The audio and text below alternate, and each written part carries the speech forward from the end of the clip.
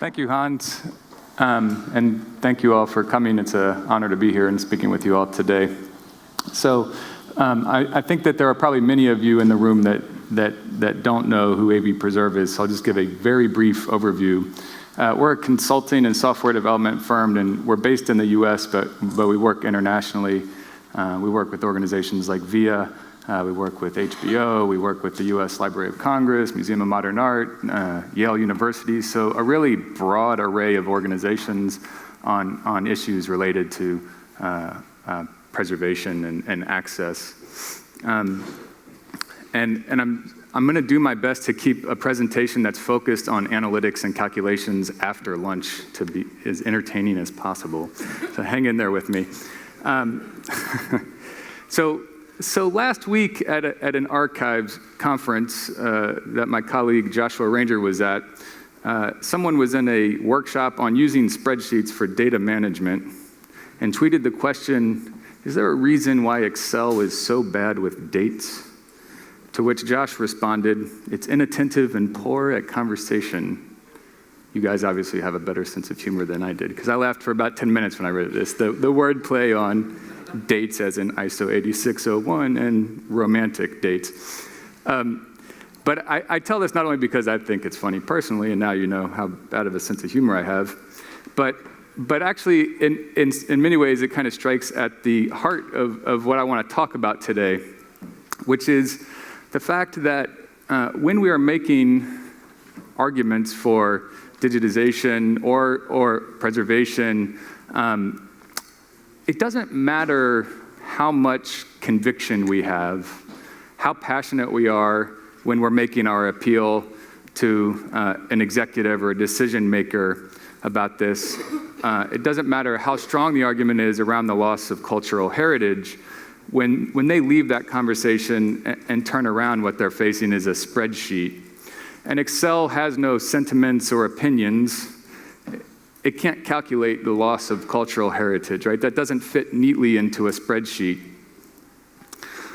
And there's a question that often comes up when you're having these conversations, when you've fought hard and you've garnered support, you've won the support of colleagues and others in the organization, and you go to have this conversation about funding for a digitization or preservation effort. A question comes up, and it goes like this. I'm guessing most of you have heard this. If I give you the funding that you're asking for to digitize and preserve our audiovisual legacy collections, what will be our return on investment? Has anybody ever heard that question before? Return on investment? I'm guessing so, yeah, right? So historically, I'd say that our response looks a little something like this, right? We often sidestep the conversation, and we hinge kind of everything on the fact that that person will understand and feel what we feel in the communities like FIAT, in the communities like EMEA and IASA, where we go and we feel like we're in good company because we universally understand what it means, what the collections are, and what they're about and the value in them. But we've really lacked a mechanism for putting a quantifiable answer to that question that they can turn around and plug into a spreadsheet. And in general, I'd say that we lack metrics as a field, and I'm encouraged by all the talks around metrics that I've heard since I've been here, and I think that's great, because we can't really effectively advocate without them. So without our own metrics, we're straddled with the metrics that others put upon us. And this has been in large part, return on investment is one of these big ones. But I think we all feel the answer to this question, is that really the right fit? And it's not that it's necessarily the wrong fit, but as a sole metric, because it often feels like it's the sole metric, it comes up frequently and it's something that we have to face. It doesn't feel at all like the right fit. It really fails to answer the question of the value of these types of efforts. It's reasonable as one of many metrics, and that brings up the question of key performance indicators. So how many, when you see this, roll your eyes and take a deep breath and go, oh gosh, we're not going to talk about key performance indicators, right? Okay. All right. So I sympathize with that but we're going to talk a little bit about it. So for those of you that have not, maybe have been fortunate enough not to have become familiar with this term, lots of other industries and fields have them, right? Retail might look at how many average visitors come into their store per day, what the average sale is, how much it costs to attain a single customer. And these are types of metrics that they would use to define their performance on an ongoing basis. Are they doing well or not? A law firm might look at how many billable hours they generate a month, what their effective hourly rate is, the percentage of cases that they have that go to trial versus settlement, and things like this. If we start to think about what these might look like in archives, and some of you have done thinking on this already, these are just me throwing up ideas on a board, but if we look at archive operations, we might think about the number of requests, the amount of time it takes to fulfill requests, the amount of time that we fulfill requests and we're actually giving the requester what they wanted or we're looking for, the amount of times that there's a conversion into an actual usage of some type. When we look at administrative aspects, we might look at the number of priority legacy items digitized or the size of our backlog that we have to get through. I like how many items have we lost in a year? How many people would like to answer that question? But it seems like a reasonable metric for an archive. On the financial side, we might look at to what extent we've been able to attain our funding that we're looking for, and very detailed things, maybe like the cost per hour or the cost per item for processing and digitization and ingest and cataloging and all these daily core functions of an archive. What does it actually cost us at that level? And maybe even average revenue generated per request. But not only do we have a lack of KPIs, what I often run into is a lack of even knowing kind of the answer to fundamental questions, like how many things do you have in your archive? Can you give me a breakdown by format? What percentage of the collection is seen as priority?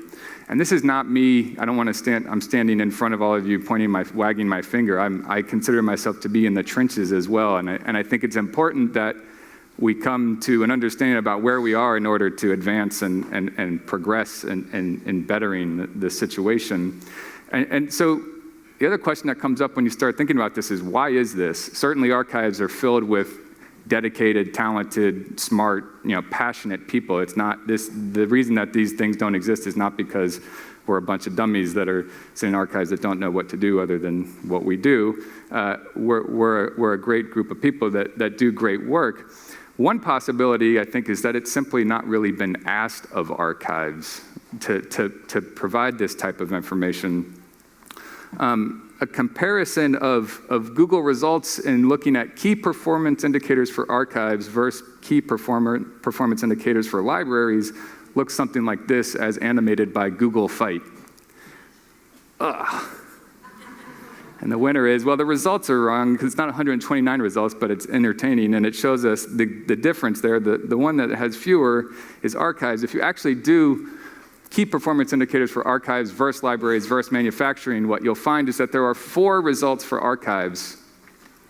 3 of those point to a request for proposal back in 2010, and 1 is something else. The research I've done has turned up there. I have found stuff around metrics for archives, but very different types of things than what we would think about normally. In contrast to libraries, which have 4,050, and manufacturing, which has 8,150.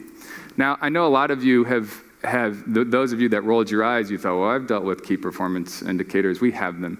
And I would propose that one of our issues here is not that we haven't had to work with them. It's that we haven't come up with them for ourselves. We don't have a common reference. I can do a search for key performance indicators for libraries and actually find a common reference point on what those might be. I think what has really happened is that archives have been straddled with key performance indicators. Others have told us what our key performance indicators are, and that doesn't work. We have to be part of saying what those actually mean in order for them to be meaningful. So I think that, and in fact, it's what I see and it's what I've heard today. I've heard people say, so-and-so was given the key performance indicator by the administration. Well, that's not really how it works when it works well.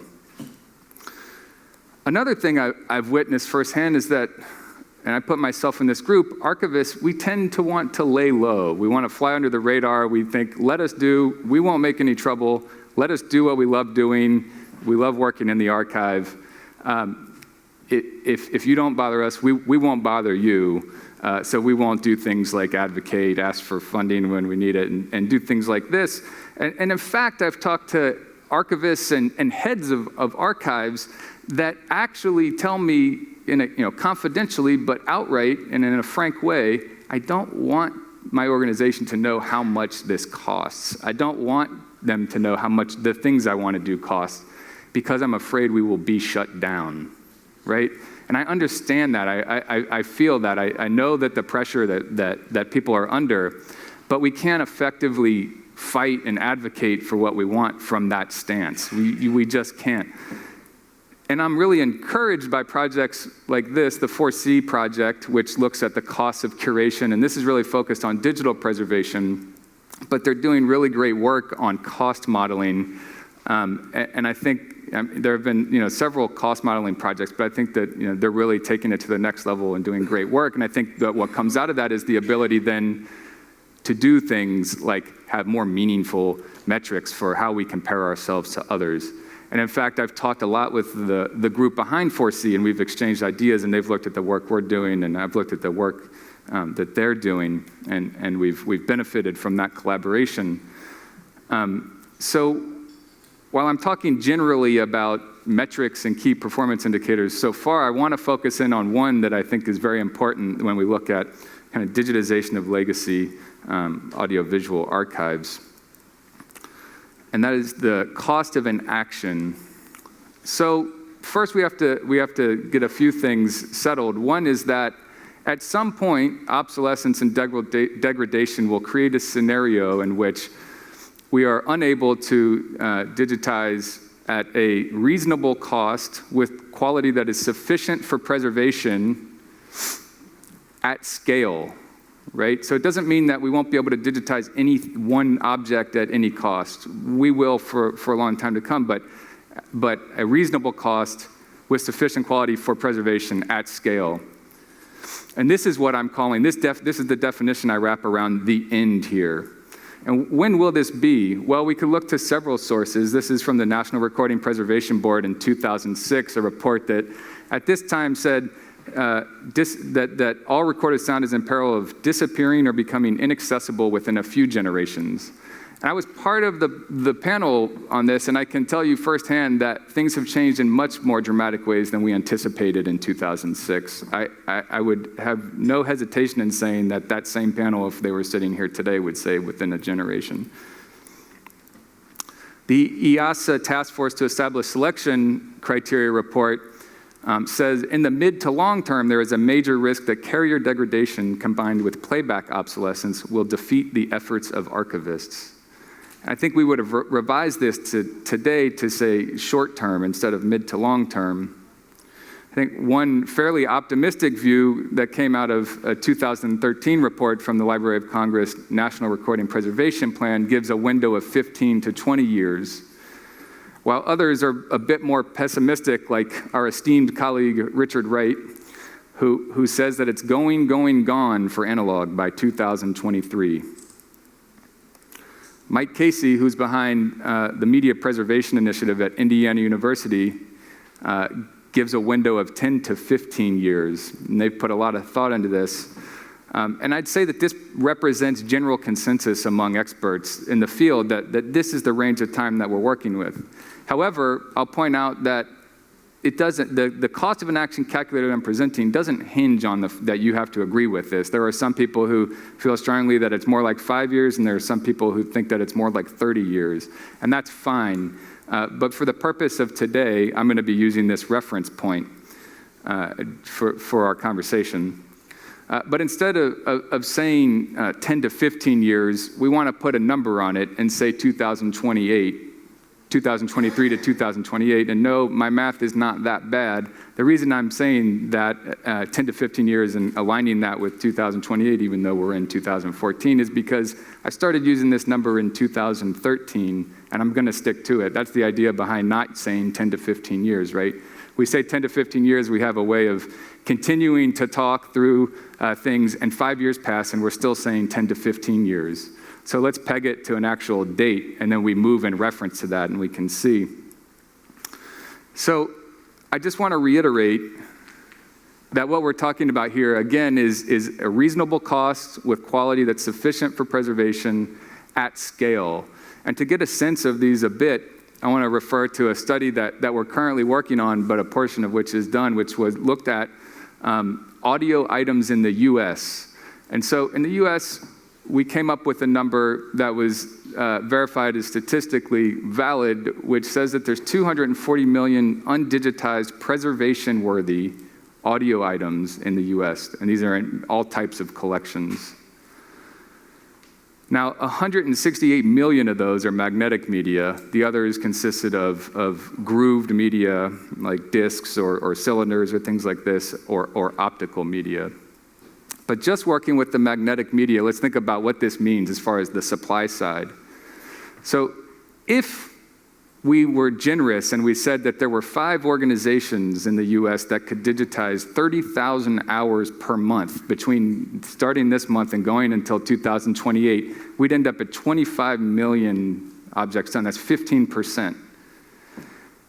So some would look at this and say, well, this makes a very good business case for why we won't see obsolescence, right? There's clearly a market, people saying it. Well, there's a few thoughts there. One is that it's just that is a reasonable thought to have when looking at this. However, it's not what we're seeing. If you're involved in working with legacy media technology, you know that organizations are shutting down there's lots of equipment that has a single point of failure on parts. It's just not happening. We see this technology going away, not there being businesses built around it. The other thing is that what do we know when demand is high and supply is low? That costs will go up. We are right now by far in the lowest cost for digitization that we've ever been in. Right now prices are so low. In fact, I speculate that the prices that are there right now exceed technological advancement and efficiency gains. I don't know this, but my speculation is that companies are taking a loss at this point right now in order to stay in business. And so I think we will see prices go up because of this, right? Either companies will go out of business and others will raise their prices, or people will say we just can't operate in this way and prices will increase. We'll see obsolescence and degradation will continue to get worse, which means it'll become more expensive to run these operations, which means the prices will come up. And it also speaks to the quality aspect. I can tell you already now, I've been involved intimately in digitization efforts for 15 or so years now. And I can tell you that I've seen a quality difference already. There used to be tools for doing things like aligning and calibrating machines, and nowadays those tools have slipped away. Often what it means to send something to the shop these days is someone does a little bit of trial and error stuff, sticks a tape in, and if it works, it's fixed. That's a new definition of what that means, and so I think that ultimately impacts the quality aspect. So anyhow, regardless of whether you believe that it's 2019, 2028, or 2050, there's a finite window, and that's the important thing to take away. So when we put the end on a horizon, right, and we just take this general notion of the end away, we put it on the horizon, it starts to get more attention. We've seen stories come out of news media outlets like the New York Times and the Wall Street Journal that are about the end of audio-visual media. They're actually focusing on this. But still, people speculate about what this means, and they get into kind of these abstract arguments about whether film is better than magnetic media or grooved media is better than optical discs, and other people put a lot of stock into technical innovation or heroism coming in to save us at the last moment. That certainly before we see this go away, someone will invent something that will solve the problem and we will be okay. Other times we find the end kind of thrust upon us if we think about things like natural disasters, right? And what's interesting in these cases, as unfortunate as they are, is that you see people across the spectrum all of a sudden realize in a moment the priceless cultural heritage that they have in their collections. You see people spring into action, spare no expense, no amount of effort to save these materials. While otherwise, we're looking at this finite window and watching things slip away. So what I would love without the disaster is to maintain the perspective that we find in these moments and to really recognize the value, not just the people in this room, but what we see in these moments. The value is recognized across the board. And not just for the 20% or whatever it is of materials that are the most monetizable or accessed the most, but the collection as a whole. And this is not to say that everything in every collection is worth preserving, but a majority is. And what kinds of value? Well, it starts, as many of you know, with production, if you're talking about broadcasting or production environments. The Corporation for Public Broadcasting in the US put out a report in 2008 in which they made reference to the American public having spent $10 billion when they looked at 560 public broadcasting stations in the US. I actually think that this number is extremely low when you break that down and you think about each of those stations, how long they've been in existence, and the amount that they've produced. However, $10 billion is nothing to laugh at. If you look at the BBC's numbers and analyze them, you come up with an average of 48,000 pounds per hour of content produced across audio and video, or radio and television, I should say.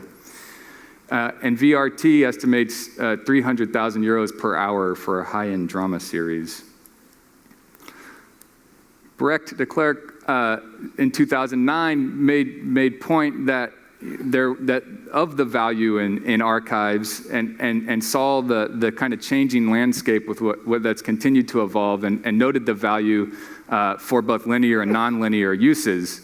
And so we've seen this recognized. There are great examples of this. There are people that have recognized the value both in monetary terms, but also looking at educational initiatives, opportunities for operational efficiencies, and arguments for public interest. And so some of these leaders, Eno was one of the first out of the gates, right, that embarked upon a mass digitization project.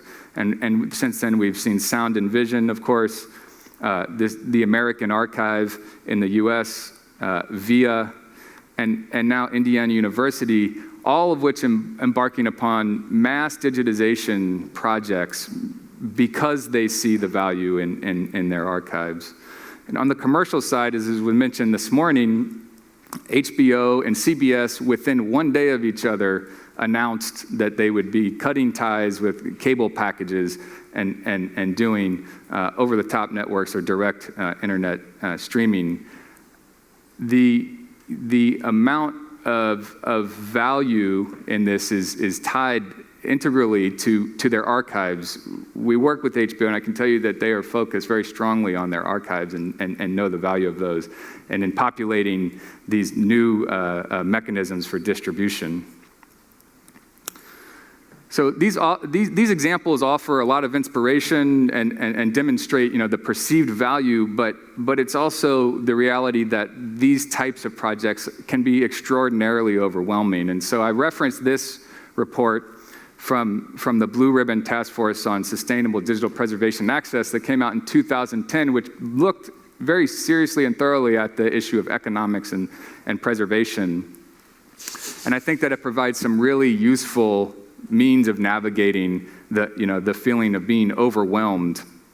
One of the important concepts that they talk about is the concept of maintaining the option that we don't have to do. We often come to these things thinking that we have to do everything or nothing, that we have to preserve something forever or never, that there's no in-betweens, right? Well, that's not the case. We can do the minimal amount necessary to simply maintain the option. So what do we mean by that? So in this case, we would think about maintaining the option. In this case, would be digitization with metadata and a basic digital preservation storage environment, right? And that not that that's nothing, but we don't have to bring a robust digital preservation infrastructure, capture tons of metadata in order to maintain the option. If we do nothing, we lose the option. It's taken off the table. We simply will not be able to access the content in the future. And here they just point out again that it's not, we often just look at this in black and white terms, and it's simply not the way that we can approach it. If we look at that, it's insurmountable if we look at it in black and white terms. And they stress that the most important thing in order to maintain flexibility, and in flexibility, I think also maintain opportunities of all sorts, is that we need to start taking action today. We have to start doing something. And of course, underlying all of this is the issue of prioritization. And I would point to these two Indiana University reports in which they talk about prioritization in a very articulate way, along with a lot of other matters. I think they really were very transparent and open in their thought process along the way and how they came to advocate for, recognize, and later on implement a solution to the challenge of digitizing and preserving over 500,000 items that they held on campus of audiovisual items. This is just a slide from Mike Casey, the Director of Media Preservation Services at Indiana University, who has been one of the real champions behind that effort.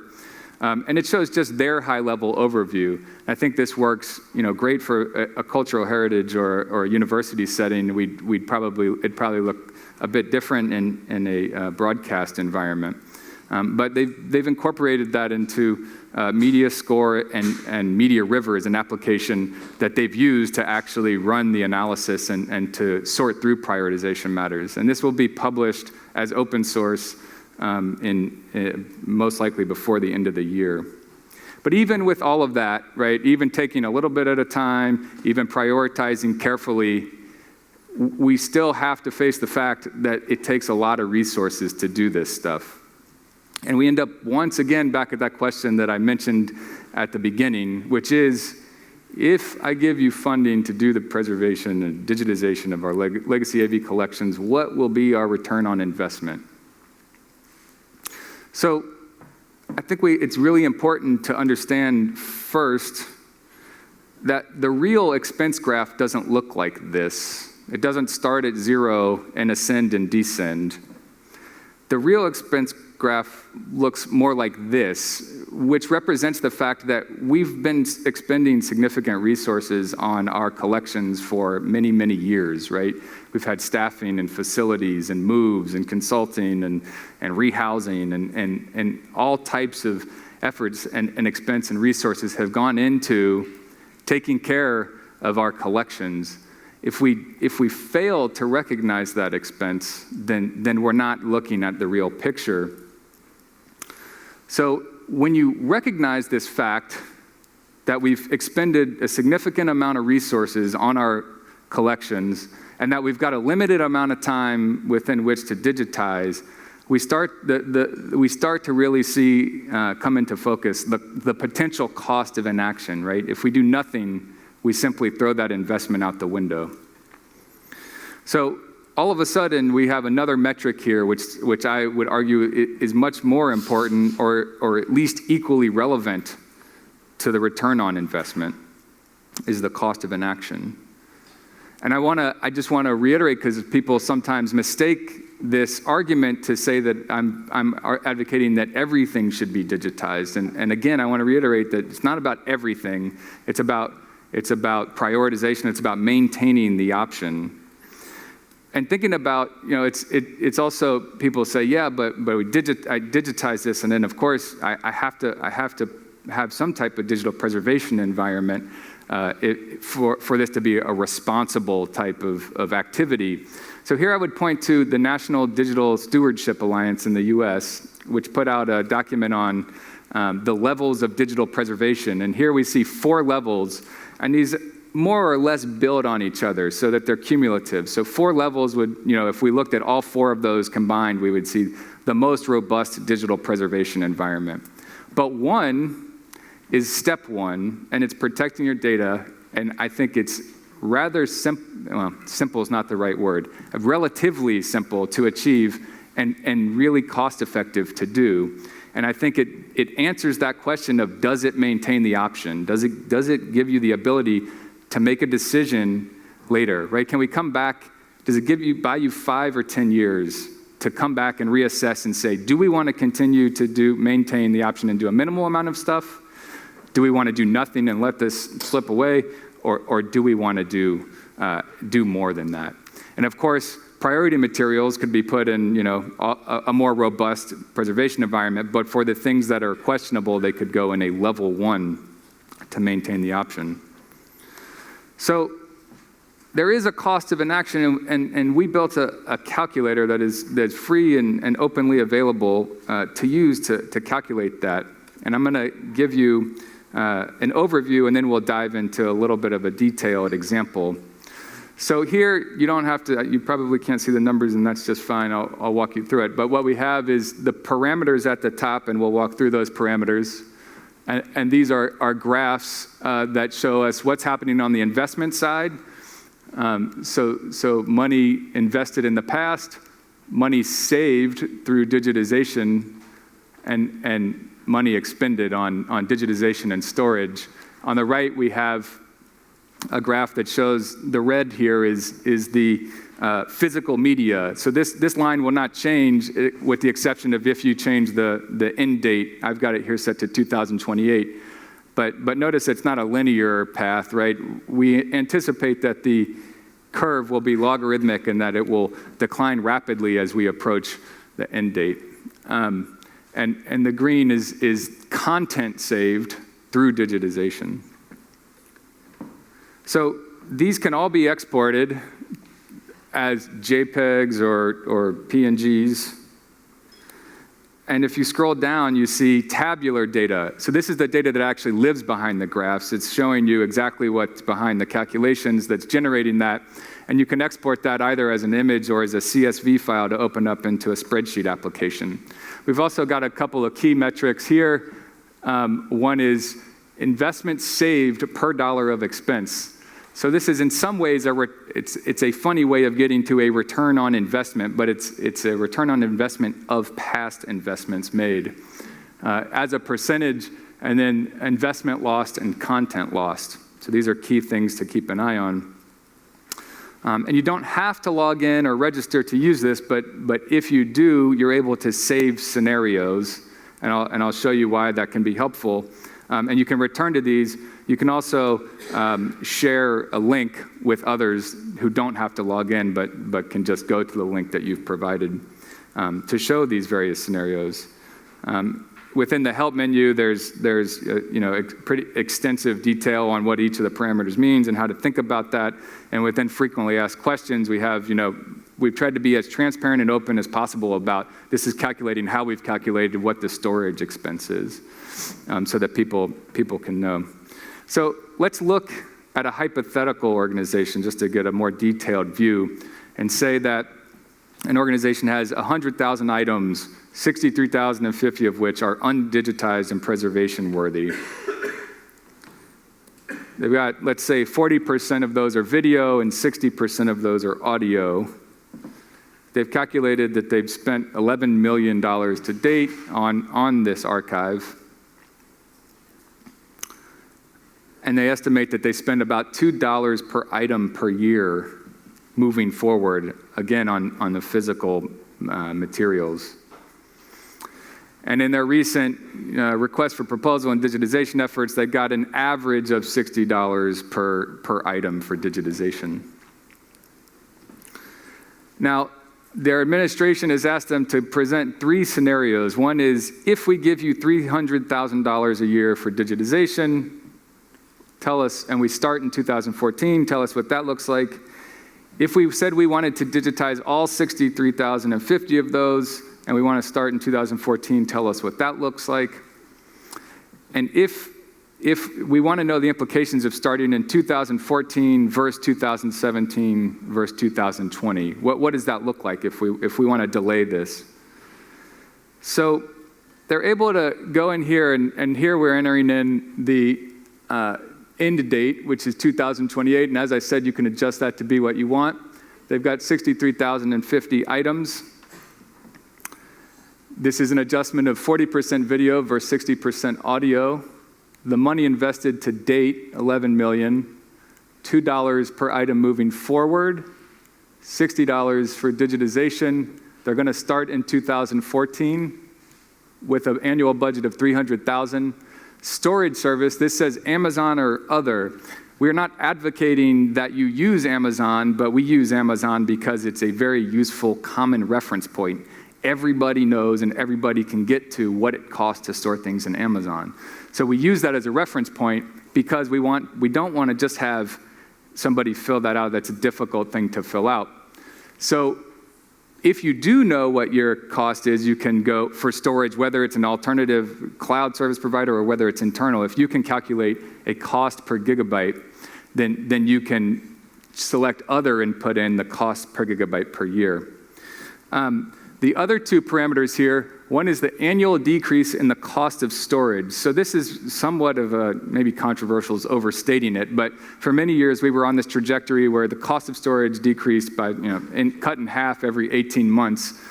David Rosenthal, who's an expert on digital storage and preservation, published an article, I think it was in 2012, that said this trend has been bucked. We're seeing this stop, and it's much less than that. Since then, it's interesting. We've seen it continue to drop it fairly significantly. However, we're being conservative, right? 50% every 18 months doesn't recognize the fact that if you're an organization and you've invested in infrastructure, that you're not able to take advantage of that every 18 months. And just to be conservative, here we've said 15%. The other parameter is the annual increase in the cost of digitization. So I told you earlier why I thought that the cost of digitization was going to grow and grow. So here we've said 16%, but if you think it's 0 or you think it's more, you can set it. And you saw, of course, that the graphs changed while things were being updated. So if we scroll down the page, or actually if just looking at the graphs a little bit closer, like I said, the investment analysis, we can look at mousing over will show you, year by year what the value is. So here we're looking at investments saved, and it's 6.5 million roughly. If we go up here and we look at, this is investment made. Again, this is physical media investment made, 12.7 million. So the difference between the blue line and the top of the gray line represents the investment lost, which in this case would be 6.2 million. So we invested 6.2 million in things that we were not able to digitize before we lost them. As I said, this is our curve for our loss of physical media over time. This is the content saved because it was digitized prior to being lost, and that nasty black glob in the corner there is content that was lost. And we see that it starts late and it picks up because our pace kept up. So as I mentioned, here we see that we've lost 31,338 items in this scenario of $300,000 per year. And again, we can go down and look at the numbers broken down in very granular detail within the table. You've got you can click on the various parameters to get help menu or go to get help tips or go to the help menu to do that.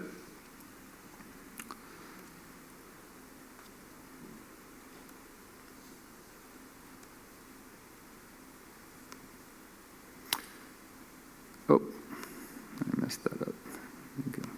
So there's one more tab I want to show you, which is it's called the Start Implications tab. So this is where we would go to say, what is the, excuse me for one moment. What is the difference between starting in 2014 versus 2017? Rewind that, sorry. So the Start Implications tab is there. And what is the difference in starting in 2014 versus 2017? So on the left, again, we have the financial aspect of this. What is the additional money that is both spent and lost by starting later? So we can see year by year what that looks like. On the right, well, all right, so I gotta agree with myself here. Here we have, again, all the parameters broken down in detail. So in the other tabular data, that kind of read from top to bottom. This reads kind of just straight across, and each row kind of stands on its own. The graph on the right shows us what each of the years looks like as far as the additional content lost by starting later. So let's look at what this hypothetical organization was able to put together by using this data. So first, they're able to present on the $300,000 per year budget. And they're able to say that digitization plus storage expense between 2014 and 2028 will be $5.6 million. Their investment saved per dollar of expense will be $1.15. And then we have the parameters of investment saved, $6.5 million, which corresponds with 31,712 items saved, or content items saved, and investment lost, 6.2 million, corresponds with 31,338 items. They're able to say that if they digitize 100% of the collection starting in 2014, that digitization and storage expense would be 10.68 million. Their investment saved per dollar of expense would go to $1.20. They would save their full investment of 12.76 million on their physical items to date and have saved 63,050 items. Looking at the start implications, so what does it look like if we start in 2014 versus 2017 versus 2020? And the assumption here is that when we start, we will digitize everything that has not already been lost. So we're able to see that the annual digitization budget required doubles between 2014 and 2017, so looking at kind of cash flow concerns, and it almost triples by 2020. Spent plus lost difference, so they'll spend lose $2.4 million more if they start in 2017 than if they started in 2014, and $5.5 million more if they start in 2020. Content lost would be 785 items if they started in 2017 and 3,100 in 2020. And you'll notice an interesting thing about this graph here is that there's a point at which it starts to descend, and that's because at a certain point you've lost so much, it doesn't matter how much money you have to spend, you simply can't catch up. So you actually start to see descend there. And we see this on the right side, the curvature of the black is inverse to that red line that we saw that was the loss of media over time. But I just want to reflect a little bit. I know that, again, this is heavy on the numbers. I apologize for a post-lunch numbers crunching session. But let's reflect on, just for a moment on the difference between these three charts that we're looking at here, that you've been asked to provide information on what the potential, what happens if we don't do this. Of these three things as compared to this, right, that we simply make arguments that are valid and worthwhile, but very difficult for decision makers and budget holders to use when it comes to plugging into budgets.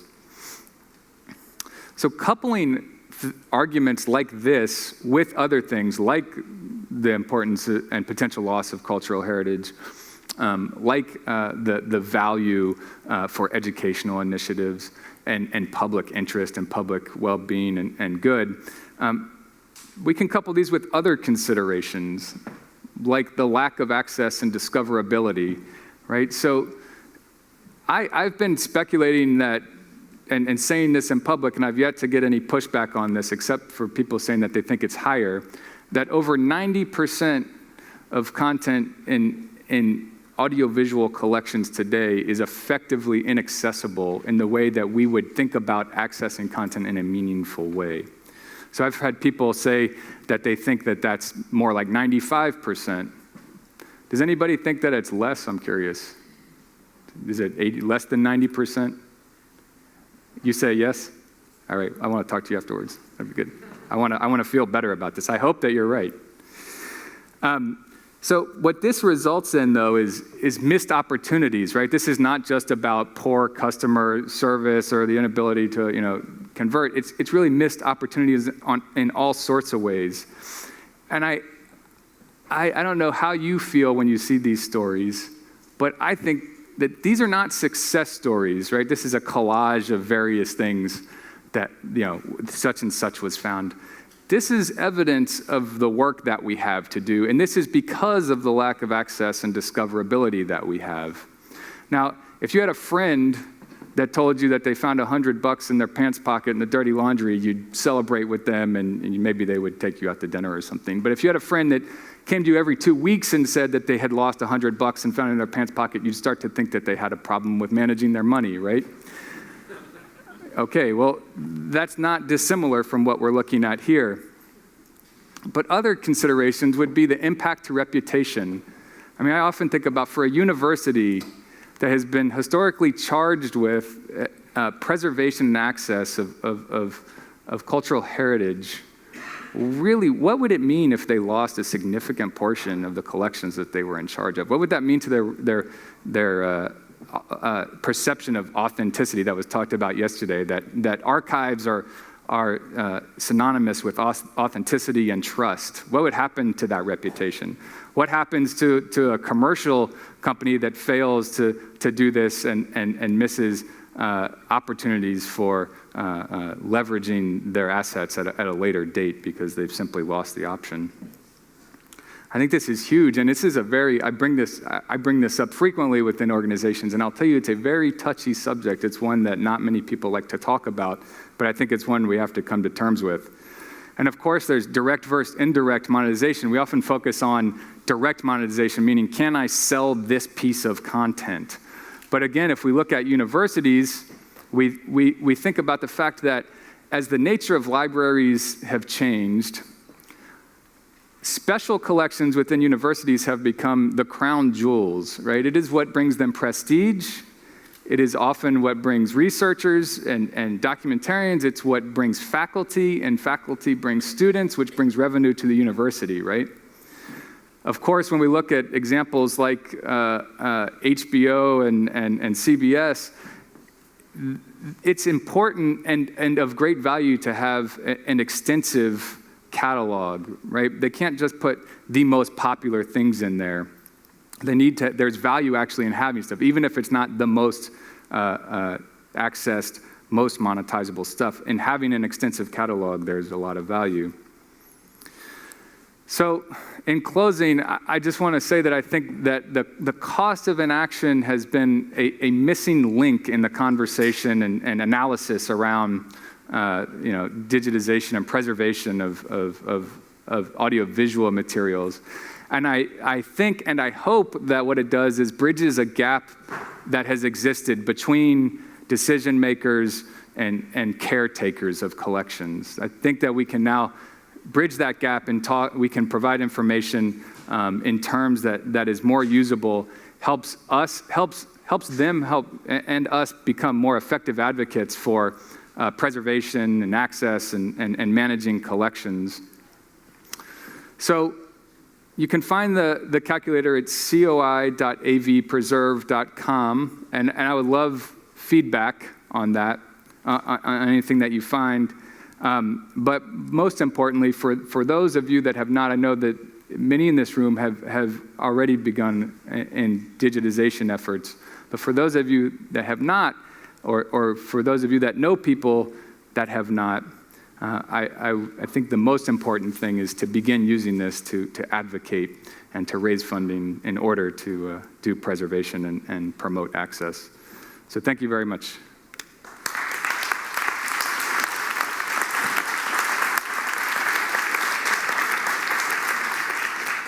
Are there any questions or thoughts? Jokes?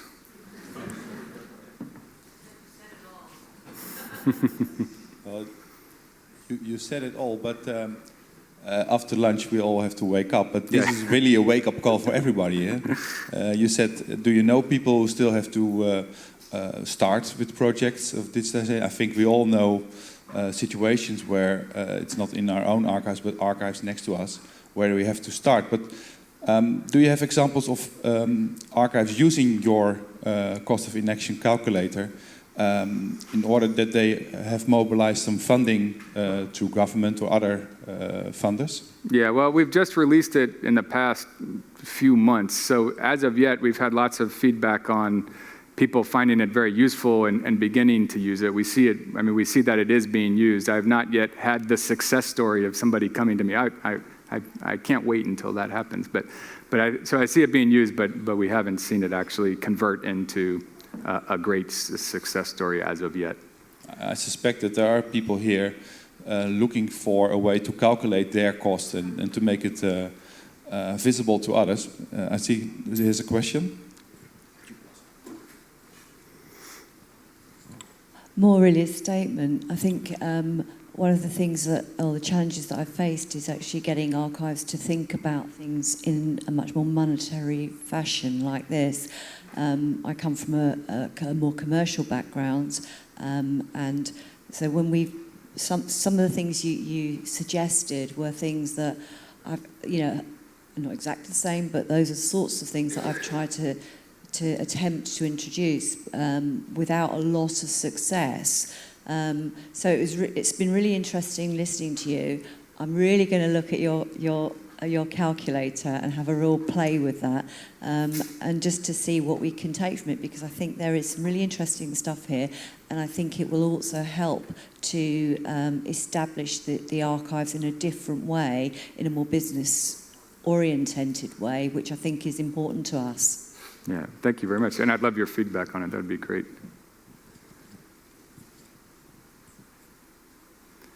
There's a question here in the front. Well, first of all, thank you for a very, very inspirational talk. I like that you take some of the hard questions and ask us to think about how to prioritize and why. I've been managing a huge digitization project, and we digitized more than 400,000 hours. And one of my questions in this relation, and one of the internal discussions we have, is what to do with what we call redundancy within different formats and so forth. And how do we decide which tape goes?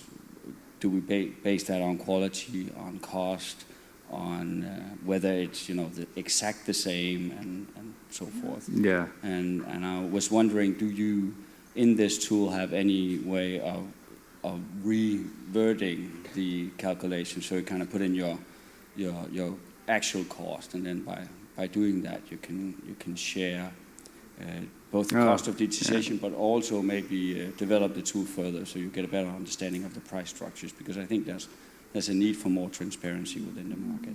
Yeah, that's a fantastic idea. I've not thought about that, but I think that calculating actual data and sharing that is extremely valuable. Yeah, so that is something. What I have wanted to do is to do cost model studies, but when I've been thinking about that, I've been thinking about other costs. I think for doing the actual work of digitization would be fantastic addition. So yeah, I would add that to the list of wants to do next. But thank you for that comment. Yeah. Have you any experience in these discussions about redundancy so forth? Yeah, because yeah. I think within the archives, there's a tendency to want to preserve everything, and it doesn't. I'm from the strategy and financial department, and it doesn't really make sense. Yeah. I understand the argument, but well, that's interesting. So I think you've touched on a strategy and financial person. So here's the conversation that I typically have with archivists about strategy and financial people, is that they say there's a gap there in the discussion. So I think it's interesting when I talk to, actually in general, kind of executives within organizations, they often say, I hear that repeated, archivists want to save everything. They're not being practical about it. But when I have discussions with archivists, I find I don't know what happens in the room when I'm not having those conversations, but I find that when I have those conversations, I find archivists to be very down to earth and ready to let go of things that everybody agrees. I mean, I think the hard part is being the one to make the decision, right? Nobody wants liability associated with that, and so it's difficult to be the one. But I think that's where I would point to the media score, the Indiana University tool that's being put out. I mean, the way that they kind of address this, they saw this, I mean, I can't remember how many units are within the university, but there are 30, 40, 50. They saw this coming as kind of a political nightmare, trying to prioritize across 30 units, everyone who, of course, thinks that their stuff is the most important, and not being able to have like a real discussion about, tell us within your unit what is the most valuable, because they want to say everything's valuable so that they get in front of the queue of others. But I think what they've done is they basically came up with a system of systematically addressing this, getting the buy-in of people, talking to the stakeholders and getting their buy-in on the methodology and the process, and have come up with a really effective way of doing it. So I would point to the reports and the tool itself, I think, may offer some insights into how they approach that, which I think is one of the more effective things I've seen. I've seen large-scale digitization projects get caught up for literally years because of people. Infrastructure is in place, staffing is in place, they are ready to go, but they are arguing about who goes first, right? In the time that they take arguing, they could have digitized tens of thousands of things. So anyway, yeah, so I think that I find archivists to be actually very practical in general. I agree, I'm with you. I'm a big fan of like, let's get real about this. We can't do everything, and let's prioritize. So, I don't know. I agree, and I've had some great conversation with our archivists, so yeah. I apologize if I said something else to them, but it's just the notion of wanting to do everything is, I find, not practical and impossible. Yeah, and the redundancy is a big issue, of course. I mean, to do that effectively, you have to have good metadata in place. If you don't have that, then it's hard to do that prioritization up front, and it requires actual effort and expense to go in and do that weeding process. But, yeah, thanks. There's time for just one more question. It's more a comment. I think I agree with you that archivists are totally realistic. At the same time, which archivist would say, okay, I'm ready to cut 1 or 2 arms to continue on living? And that's an issue. So often what happens is either you decide to go, either you decide not to go, either you don't decide, which is what happens very often. And until you get to a moment where there's nothing left, well, yeah. A lack of chance, let's say. No? So these are common attitudes that you can find going around. Yeah. Yeah, so indecision can be a killer. Yeah. All right. Well, thank you all very much. I appreciate it. Thank you, Chris. And we